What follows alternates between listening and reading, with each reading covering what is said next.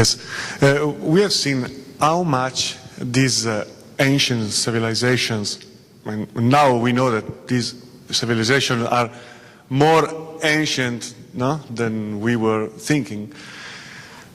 They were very interested in stars, and I don't know, probably, okay, this was just because they were trying to survive. This is related with agriculture, celebrating or propitiating agriculture.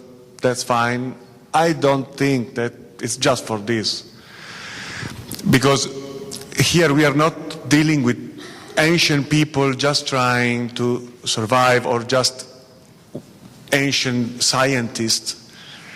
And between lines, you are suggesting that we are dealing with the lost awareness of reality, a lost awareness of universe and of the human beings. So we are not just dealing with people trying to have food and looking at the stars because they were alone in the desert.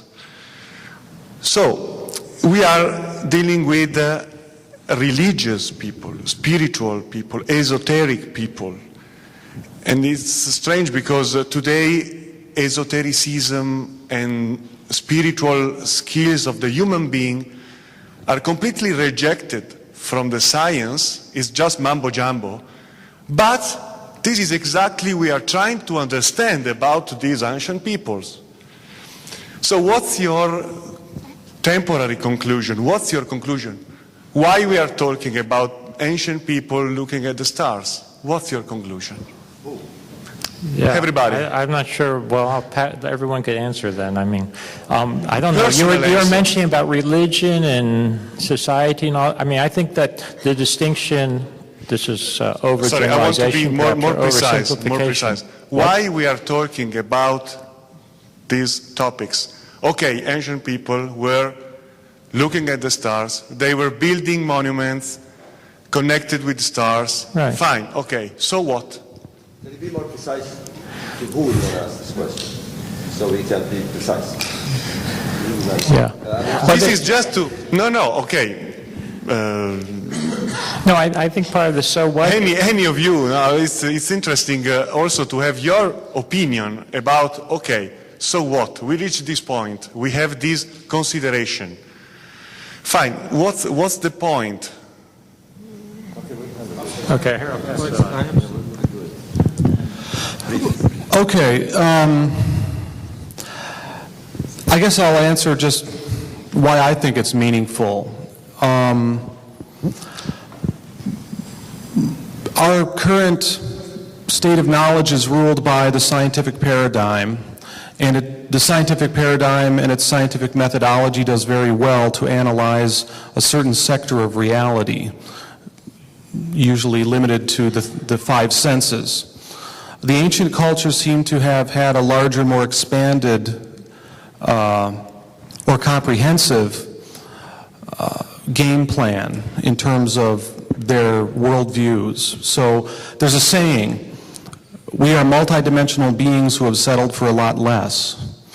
So from my own vantage point, it seems like the interpretive paradigms that are offered by modern science are usually, they're good, but they're limited to a very constricted framework of reality.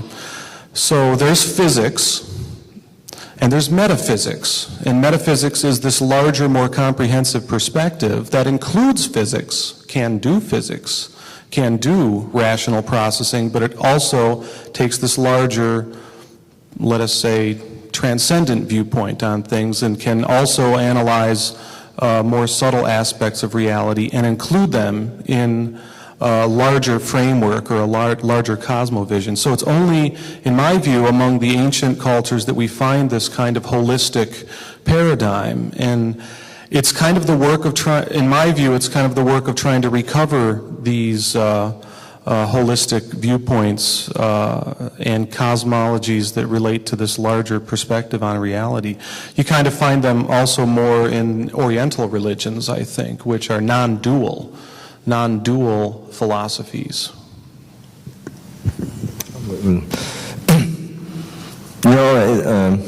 I come from a engineering background, and I'll be looking at this purely from a construction, astronomical investigation. You've seen my conclusions, and you're absolutely right. There is a kind of malaise in the modern world. We are capable of many, we have many abilities, which we can loosely call the spiritual, the intuitive, but we are multidimensional beings. And I believe that the ancients, I mean, as difficult as it is for me to utter these words, it's true that one gets the impression that they knew things in a different way that we would accept through the scientific mean. You see, we think that if we don't know it scientifically, it doesn't exist. But I have a strong feeling, having studied them for many, many years, that they seem to know, well, like I said earlier, I mean, it's a fact that we do come from the stars. Not by spacecrafts, but we are star material. And they seem to have known this. Now, we say, well, they're saying a lot of rubbish because we know this scientifically. But I think that we should be more open and indeed reintegrate this or release this ability that we have and not feel ashamed about it. I think this is something that has grasped our civilization for the last 400 years.